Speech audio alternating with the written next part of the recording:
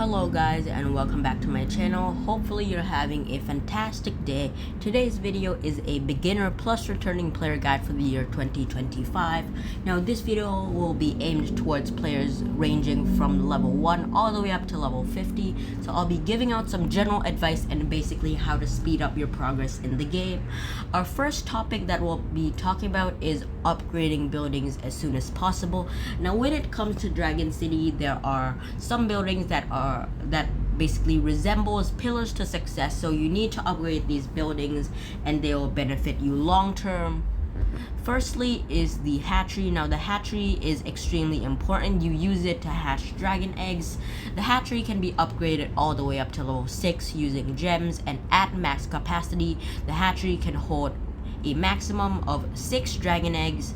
And I guarantee you, if you are at a higher level like level 70, you would wish you'd had more hatchery slots, since events such as the Heroic Race and the Puzzle Island will require lots of open hatchery slots to complete missions and advance in those respective events. Secondly is the Dragon Roost. So the Dragon Roost is basically a super annoying feature where it basically caps out the maximum level that you can level up your dragon. So at level 6, which is its max level, you can upgrade a dragon all the way to level 40 without empowerment, which will be discussed later on in this video. Nextly is unlocking breeding dens. Now there are a couple breeding dens and basically I'll be going over how to obtain them. Firstly is the breeding mountain. Now the breeding mountain is basically free of charge, so you don't need to pay anything. You just create an account and you'll basically get the breeding mountain for free. So how you use this is click breed. You have a dragon on the left, you have a dragon on the right. You breed and those dragons basically make a dragon egg. So the time duration, basically the duration of time of how long the parents breed is dependent on the rarity of the dragon egg that is coming out. So here we have a Terra dragon and it can be breeded using Terra versus Terra, and we'll be talking about breeding in depth later on in this video, so stay tuned for that. Nextly is the ultra breeding tree. Now the mechanic is precisely the same. The only difference is this one you'll need to purchase in the shop section for 100 gems, but sometimes it goes on a discount down to 50 gems, so I would recommend you to purchase the ultra breeding tree during the sale, during the time of sale. Next is the breeding sanctuary. Now the breeding sanctuary is slightly different. It can be upgraded using both gold and gems, and you can breed sanctuary dragons. Now if you don't know what that means, that is completely fine. If I go here into the dragon book, click source, and then I click breeding, these dragons can be breeded in anywhere. So it can be breeded in the mountain, the tree, and the sanctuary. But if I click breeding sanctuary dragons, these dragons can only be breeded in the breeding sanctuary, so it cannot be obtained in the breeding mountain or the ultra breeding tree. I really hope you understand that, since we're gonna move on to our last breeding place, which is the ancient world. Now this one is not really important. You basically just get ancient world element dragons, and it does not contribute to event items, so it's not really important. Our next topic that we'll be talking about is habitats and crystals. Now habitats and crystals are extremely important. Habitats are basically what we call it when you place your dragons inside. So this is a Terra habitat, this is an electric habitat, and it basically contains the dragon of the same element, except for time dragons. Time dragons can go in any habitat. How you obtain these habitats is basically go to the shop section, click on the habitats, and basically just purchase the habitats with gold. So here we purchase a flame habitat. If you want to confirm the purchase, you click OK, and basically you get a flame habitat. So here, let's wait for a moment, and these habitats can actually be upgraded. So as you can see, if I place the habitat, I click that, I gain experience points, which will be extremely important later on. So here we have a level 1 flame habitat, and if I choose to upgrade it up to level 2, it will cost me gold. But if I want to upgrade it up to level 3, it will cost me something different in the form of habitat tokens, and it can be earned through events, the battling in the arenas, or even the Dragon TV by watching ads. So if I want to level up to level 3, I would need to use the habitat tokens. Same goes with crystals. You basically go to the shop section, but this time go to buildings. You choose a crystal. It can be purchased using gold, and click OK, just like the habitats. And the same thing happens when it finishes. You basically gain experience points. Now, experience points can be used to upgrade your player level, and I would highly recommend you to go up to level 16 as soon as possible, since that is where events unlock. So I would highly recommend you to unlock events ASAP, and it can be achieved by a couple of days of gameplay. You just need to place a decent amount of habitats. But after you reach level 20, I don't recommend you leveling up to level up quickly after unlocking the breeding sanctuary and the ancient world, because the league battles will be extremely tough for you. Now, the league battles is in the battle section. So here, if I want to reset, I'll reset first. So the league battles is basically a battle format where 3 of your dragons will fight 3 of your opponent's dragons. But the twist is your dragons will be a lot stronger if you have the empowered dragons, let's just say, because the opponent's dragons will always be capped out at level 40. So if you have a set of dragons that can overpower a set of level 40 dragons, you're basically in the clear and you don't have anything to worry about, and you can just level up normally. But if you do find it hard to obtain strong dragons, and if you don't have a good set of dragons that can fight a set of level 40 dragons, I don't recommend you to basically place a lot of habitats, because you'll be stuck in leagues, and leagues are an extremely important part of events, since if you can't complete the leagues, then the events will be an extremely hard time for you. So speaking of events, it can be unlocked after a couple days of gameplay, as I said, and there are 6 main types of events that cycle through the month. First being the Heroic Race, followed by the Maze Island, Puzzle Island, Runner Island, Grid Island, Fog Island, and Tower Island. Now, some of these events may appear more frequently than others, the Heroic Race being only once a month, and I believe Maze being the most frequent. Although that's not important, so I won't go in depth in each of the events, since that would just simply take too long. So after learning about events, we'll learn about event collections. Now, event collections is you can find it in this menu right here on the right hand side of your screen. Click the events and you can see all of the events that are going on.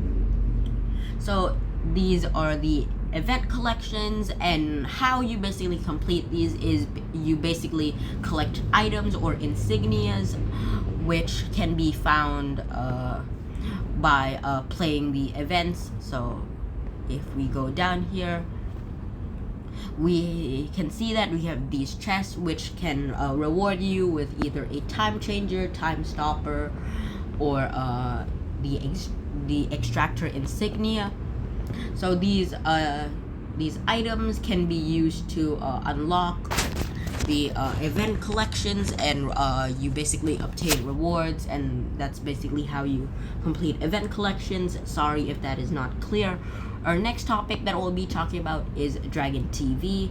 Now, Dragon TV is basically a format where you can basically watch ads. Sorry if you're on PC, they are not really clear, maybe subjective with that. That's how I want to put it, since SP doesn't really care about their PC players. Well, it's not in that term, but basically the simplest way I can put it is ads are not available on PC for some reason. I actually have no idea. Maybe they just don't want PC players to get the rewards. But basically there are two Dragon TV sections. First being the daily one. You can gain a variety of resources, materials, or event currency from this. Here we can see that we have tower currency, we have the DTV coin, and we have the final reward, which is the chest. Now the chest, extremely rare to get the final reward, which is a dragon.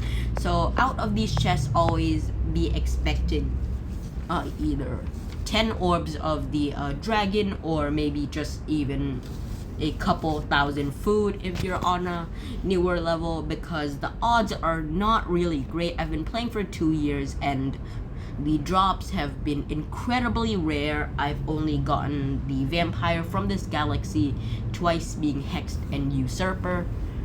So do not expect a good drop out of any of these chests in this game.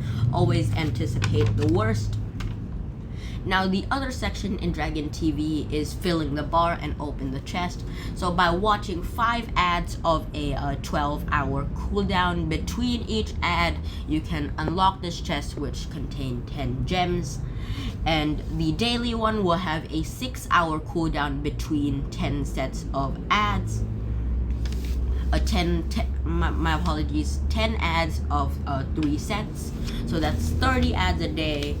And basically you need to watch them all, 6-hour cooldown each. So if you want the rewards, you just basically need to watch the ads. Next thing that we'll be talking about is daily chest and orbs.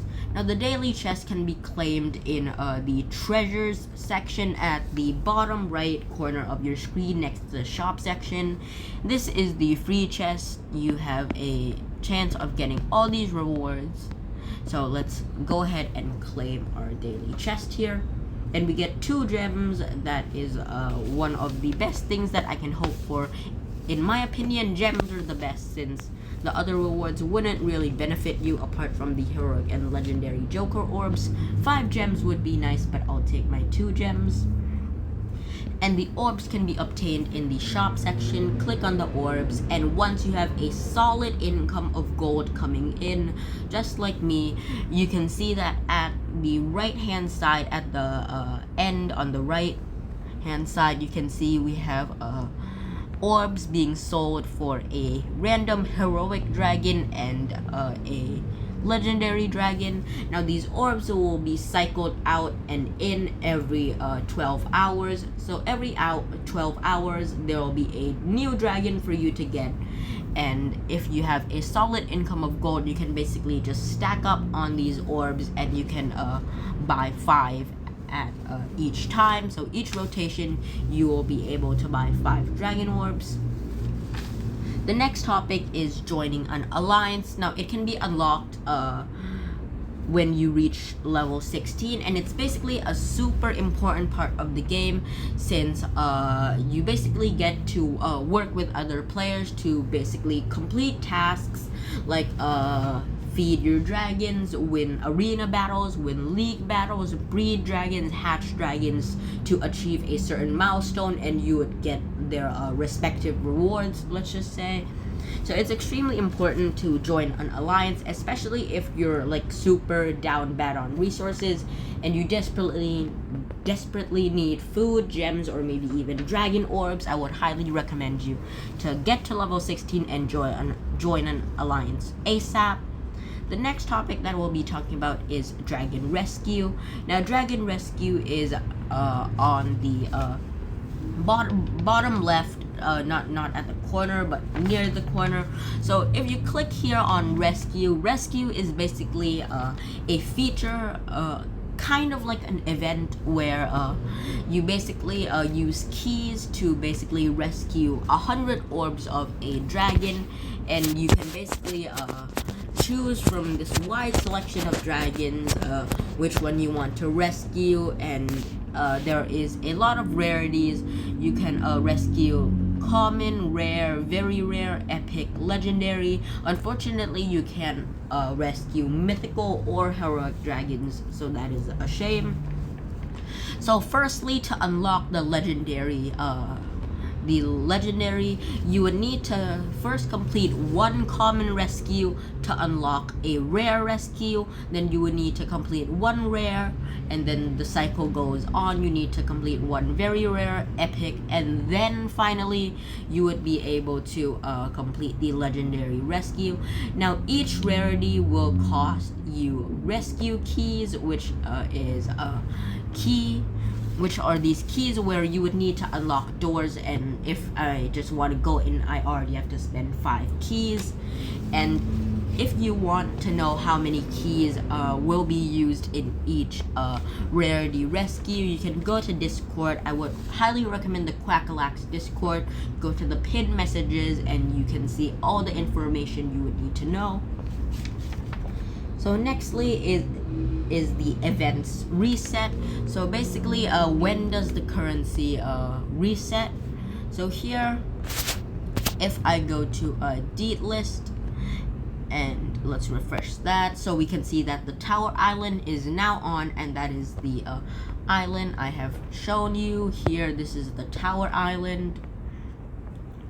And here basically is the coin summary. So here you can see where each window starts and ends, and basically how much currency you have obtained and how many is to come, and then you can proceed to do your calculations and stuff to see if you can achieve a certain reward. So it's extremely important to be aware of these event currency resets, and it basically resets every 8 hours, and you can collect 2,000 free coins every 24 hours during the Tower Island, and you can earn a total of 6,000 tower coins since the event spans over 3 days. So it's basically stuff like this, and it depends on where you live, what your time zone is, but that just varies. Next is Maze Runner, Grid, Fog, and Tower. So these are the types of events that are, let's say, affected by the event reset currency.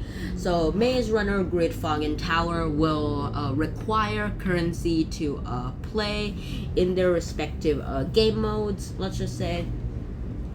So you would need to log in every 8-hour time frames to collect the currency to basically have the best chance of reaching the end. Next thing that I'll be talking about is breeding. Now breeding is not really complicated, you just need to know the basics. So let's say I have a Terra Dragon on one side and a Flame Dragon on one side. So here we have a Terra Dragon and a Flame Dragon. If we click possible results, here we can see that we have 3 possible results, and we have the Flaming Rock Dragon consisting of the Terra and Fire element, since we're combining the two, of course.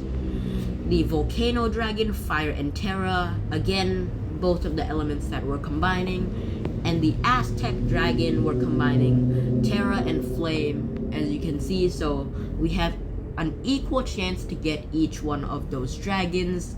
Now if I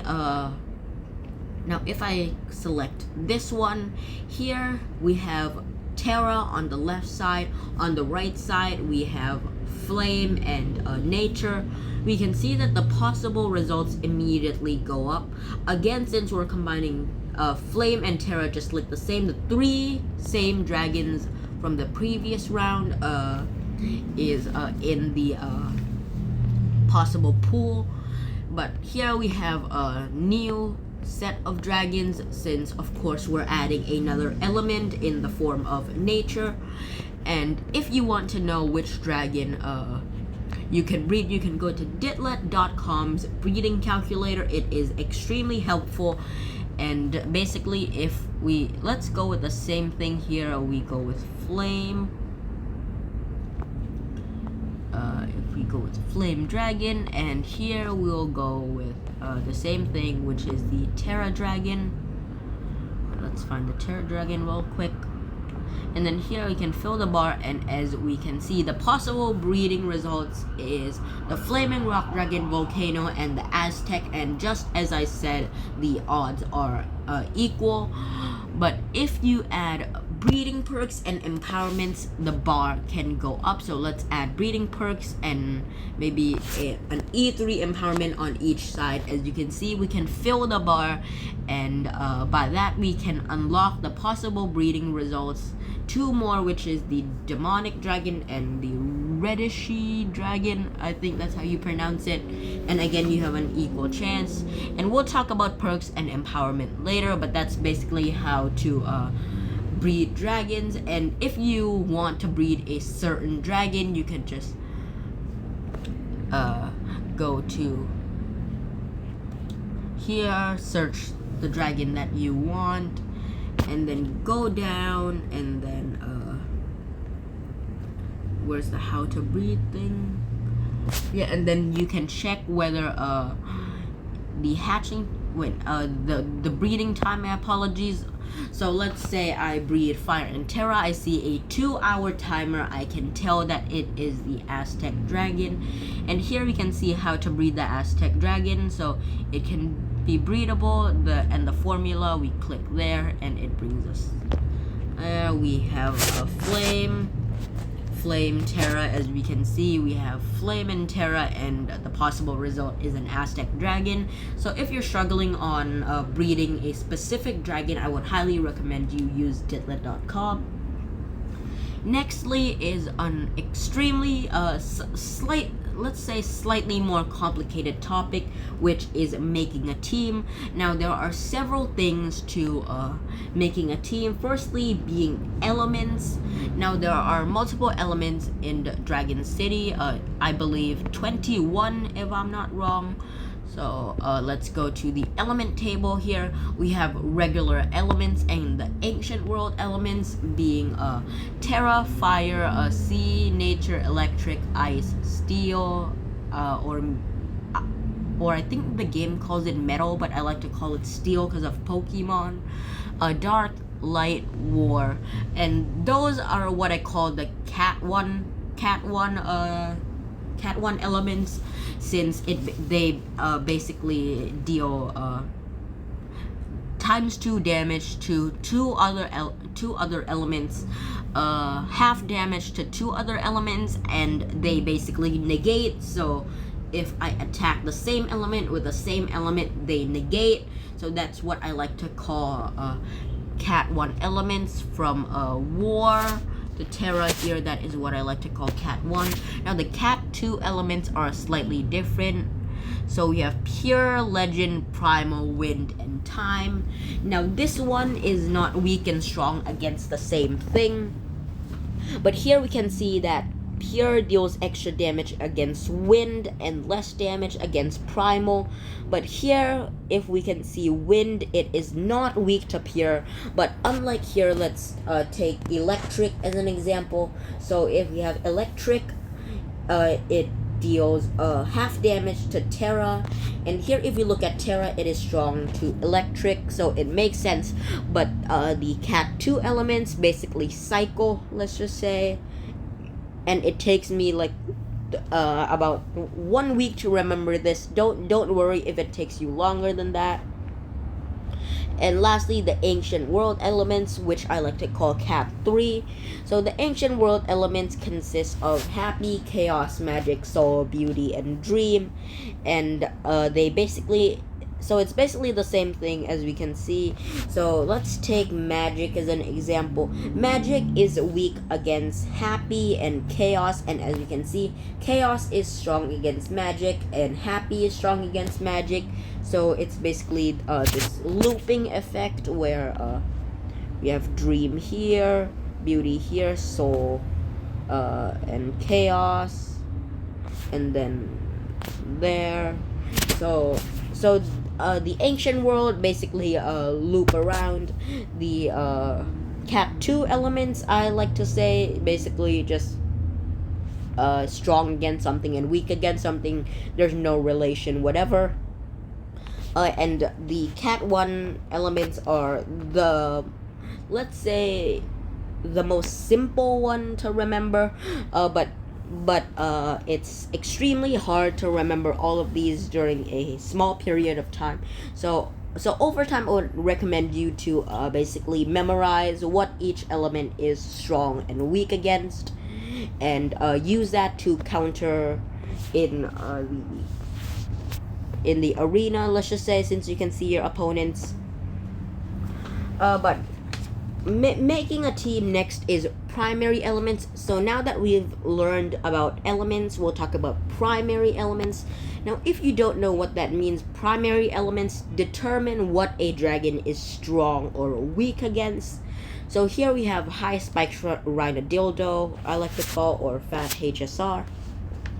So we can see that his primary element, which is the first element, so most dragons will have 4 elements, so 1, 2, 3, 4, and the primary element is the first one to the left.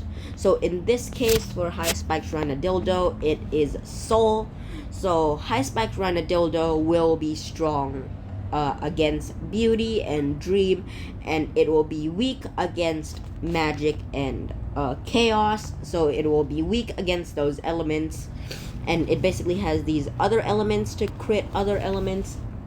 So that's basically how I want to put it. So high voodoo vampire, his primary element is magic. So magic is weak against happiness and chaos, so it will be crit using those elements. Haj, the same thing as Rhinodildo, it is weak against chaos and magic. A high ascended supreme with a dream primary is weak against soul and beauty. High redemption Norn, basically the same thing as high ascended supreme, weak against soul and beauty. So that's basically how to determine the elements, which one is strong and weak against. And of course, you can just check on a dragon, check their elements, and click on the eye. And then if you click on one of each of their elements here, you can see which one they are strong against. Just choose their primary element, and here go to weak and strong, and basically you can see the whole grid. So making a team is quite simple. So you basically have 3 dragons. Your main team in DC consists of 3 different or the same dragons. I don't really care. So here we want to make sure that the elements are not duplicating, and as we can see here on high spiked Rhinodildo we have ice, and on high redemption Norn we also have ice, and there's no other duplicating elements, I believe. So we would have to change one of the other elements here.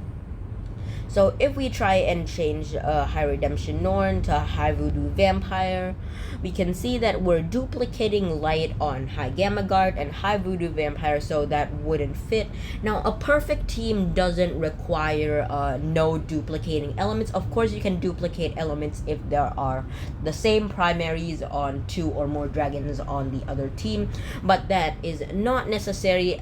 My team this is my normal team. As you can see, I'm duplicating wind on high ascended supreme and high redemption Norn, and I'm duplicating ice on Norn and high spiked Rhinodildo. So a team doesn't have to duplicate elements or have a different variety of elements, as long as the dragon's skills work well together and their elements work together. That is fine. So it doesn't really matter how much you're duplicating elements if the team works well together. Just make sure to not have more than 3 duplicate elements. 2 is fine. 3 is starting to get a little bit too much. 4 or 5 I wouldn't recommend at all. So I'll demonstrate this by battling. So here as we can see, we have high corrupted time, so we can use high redemption Norn for the wind, which is affected against time. Next we have High Heartbeat Plasma. I don't have any good pure element dragons, so I'll hold that on, so I won't crit High Heartbeat Plasma. And Arcana Chariot using high spike Tyranodildo, we can crit Arcana Chariot because she has the war element and I have the ice element on both High Redemption Norn and Fat HSR. And to combat Heartbeat Plasma, I like to use what's his name? Yeah, Gamma Guard. So High Heartbeat Plasma will they will crit a lot on my High Redemption Norn, so I'm using my Gamma Guard shield to negate crits. So let's start. And I can also use my revive on High Redemption Norn. Okay, he uses no survivors. I'll use Impaling End, put up a shield, and he'll crit me using the Chaos element, and I can reflect that damage because the Impaling End skill deals huge damage and protects the user from attack while further damaging the opponent. So it's basically a 100% reflect. Here we can see High Corrupted Time has a Phoenix perk, and we can utilize High Spike Rando's Reaper perk because it is a higher percentage than the Phoenix perk. And utilizing his low health, we can carry the damage to one other dragon, that being High Heartbeat Plasma. Chariot will heal, but that is completely fine. Let's put up a shield since our HP is getting quite low, and we can crit Arcana Chariot with Icicle Crush, and then we can put up a shield, and then the Reaper will take care of that, and then he basically hits himself, and then we can do that, No Remorse, stack the damage, and then they're all level 70 dragons, as you can see, but using the right combination of dragons and elements, by critting them and swapping out when necessary, we are able to defeat this team.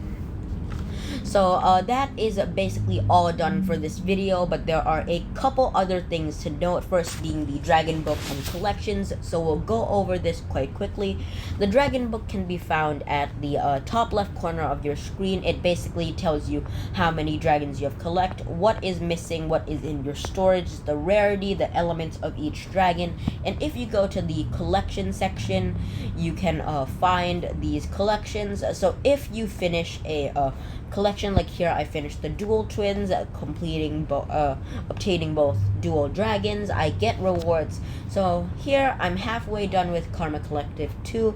If I complete this, I get a reward in the form of endurance karma, some gems, and some other resources. Same goes with other collections.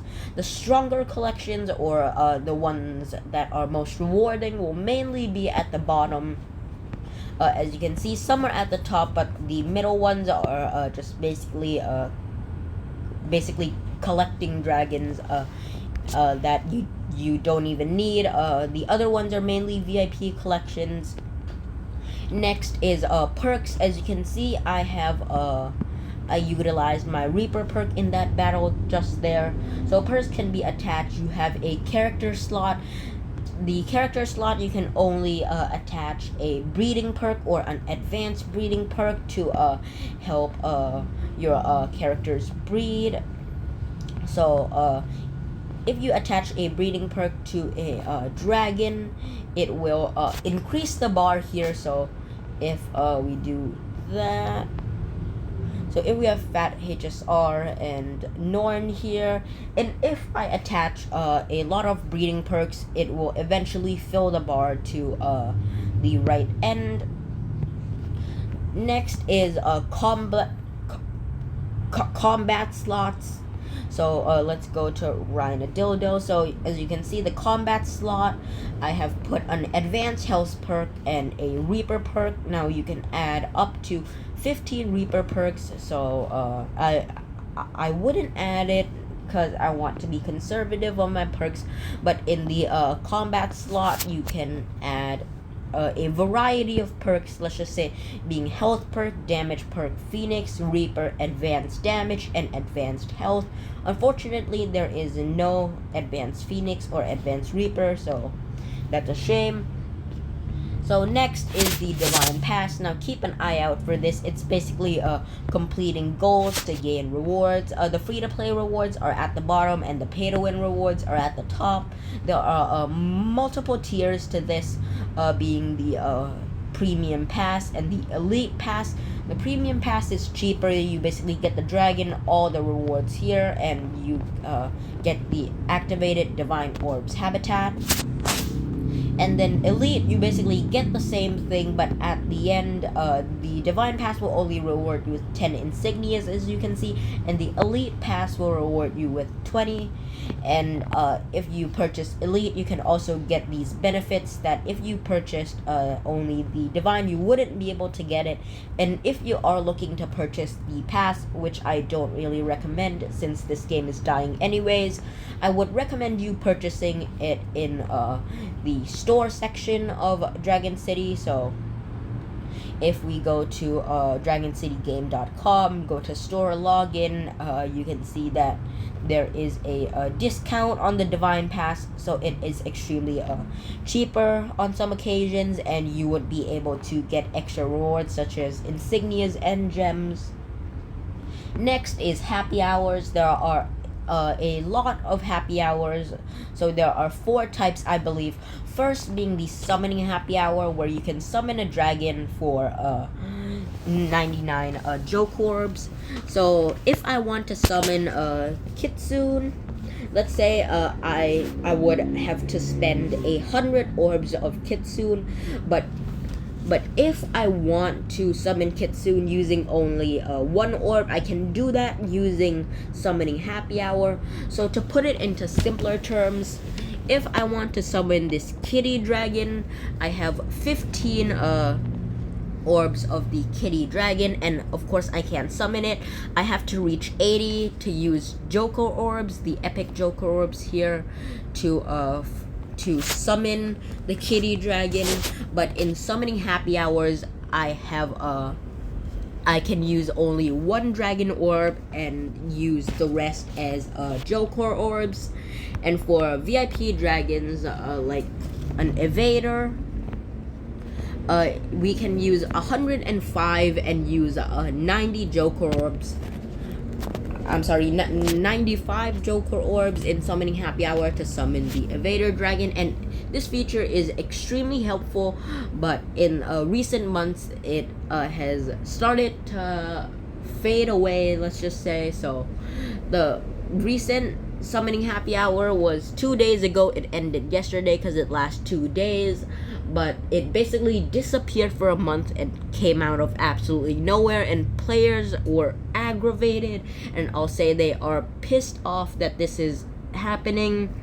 So next is empowering happy hour. The same thing as summoning happy hour. It comes like once a week usually, but unlike summoning happy hour, empower happy hour is still quite relevant. And let's say it haven't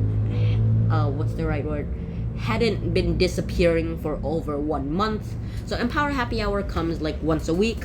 And with empower happy hour, let's say if I want to empower Arcana Judgment, let's say Arcana Fool here. Arcana Fool, I would have to get 800 orbs of this dragon in order to empower it all the way up to E5. But during Empower Happy Hour, I can use my 8 orbs that I already have, plus a grand total of, let me do the math real quick, 792 legendary Joker orbs. So in a normal day without happy hour, you wouldn't be able to empower it using Joker, using lots of Joker orbs, let's just say.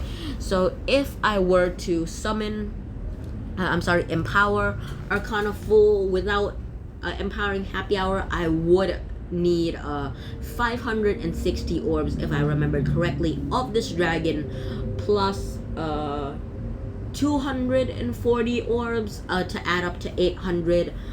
240 Joker orbs plus 560 orbs of Arcana Full, which is quite expensive, and you would need to trade a lot for that. So that is why players like utilizing Empowering Happy Hour. And you can gain these Joker orbs by competing in events and opening arena chests. The next type of happy hour is trading happy hour. So let's first learn what trading is. Trading can only be done in an alliance. So trading, you basically request a dragon. Let's say I want orbs of Permawound Berserker. Oops. Let's say I want orbs of Cosmic Detonation. I didn't have any essence there.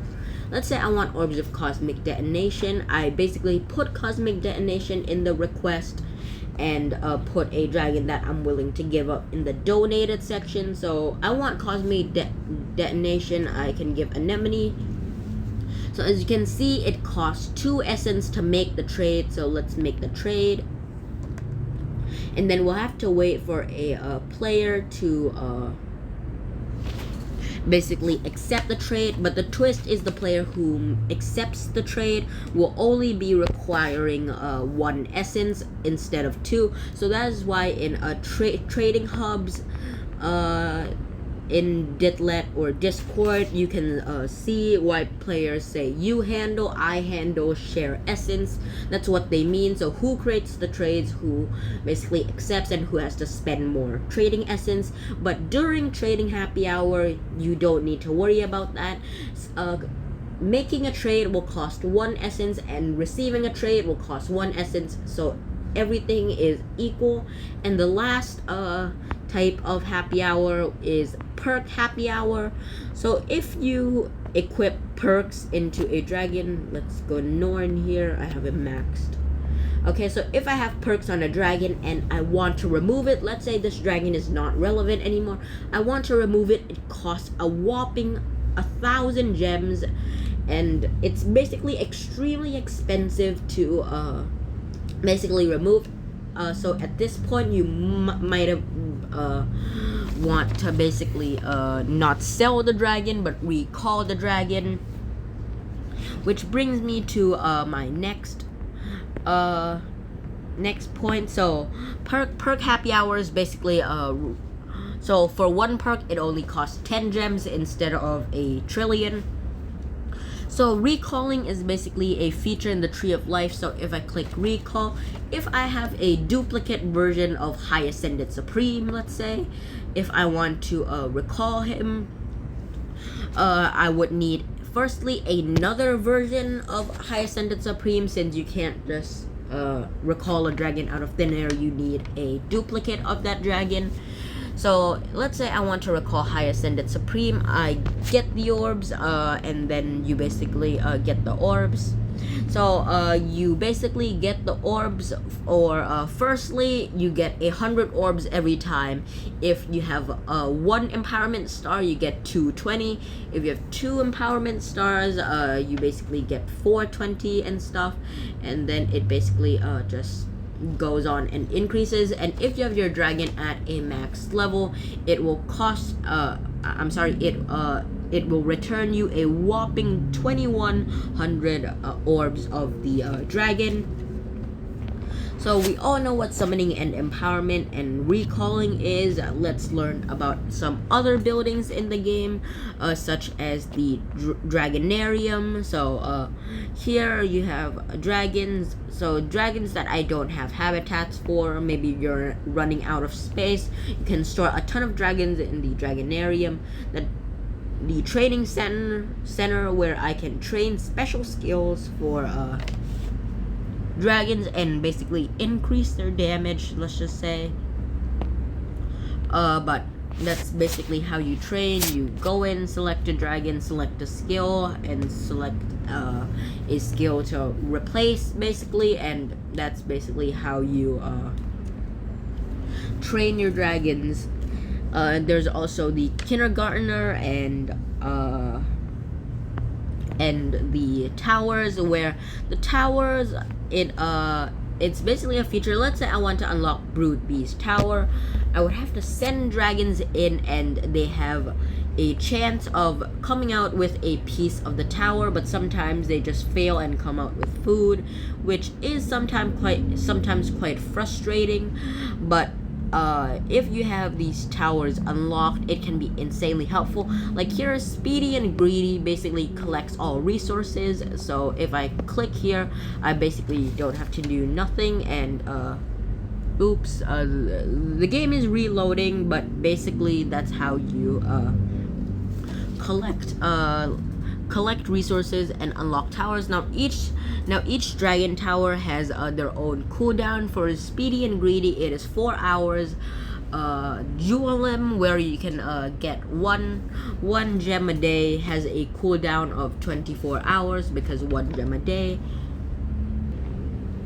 Okay, so I have no idea what happened, but the game crashed. That's what I said when the game was not really a good one. So Duelim basically gives 1 gem free a day, and then you basically have a cooldown of 24 hours, but at least you get to witness Speedy and Greedy again. So that's basically how you claim all your resources. Next is the Ancient World section. I talked about this earlier in the video.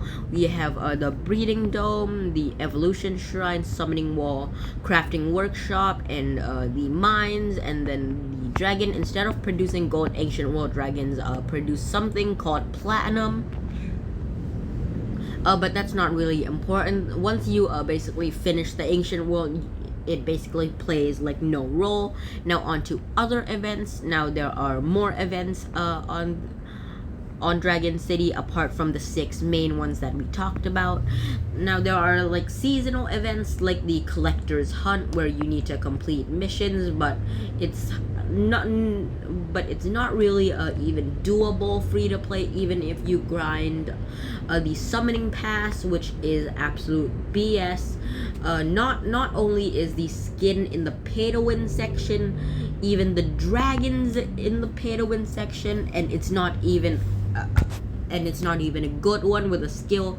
The elements are slightly let's say underpowered. It doesn't have skills, and in general it does not belong in the pay to win section. And not only is that outrageous, it costs a decent amount as well. So at this point, for 350 Thai baht, which is around $10 US, I believe, it's even better if I purchase the Divine Pass for 300 Thai baht, which is around 8 USD, 8.5 USD, and get basically a lot more rewards, insignias, a VIP dragon with actually decent elements and a skill. And then other events such as the Breeding Island. So sometimes there is a Breeding Island here, and they will allow you to breed limited time dragons and even heroic dragons. Now keep in mind that there is a slight chance that you're gonna breed, and the Breeding Island doesn't come around quite often, so don't expect the best. Next is the Wizard's Hollow. It's basically an event where it is like no skill, 100% luck. If you want to make it to room 50, you basically just have to commit and spend all your gems. In my 2 years of playing this stupid crap game, I only completed the Wizard's Hollow for 4 times in my entire life, in 2 years of playing this game, and it is extremely dumb. Do not expect to get to room 50 and get the ultimate reward, since room 49 could be your death sentence. Like literally, you die on the last room, you don't get the dragon, you miss out on everything. It's just completely insane, and it is entirely RNG based. And if you don't know what RNG is, it is basically luck. So that's all for today. I hope you have a good 2025. Happy New Year. Now if you do enjoy content like this and my complaining for some reason, I highly appreciate that. So like this video, share it to your friends, DC beginners or free-to-play players. Like I said, it would be extremely helpful if you subscribed, and this video is again aimed towards players ranging from level 1 to 50. So if you are in that range, I would highly recommend you to take this advice into consideration, and I'll see you in the next video. Thank you very much for watching.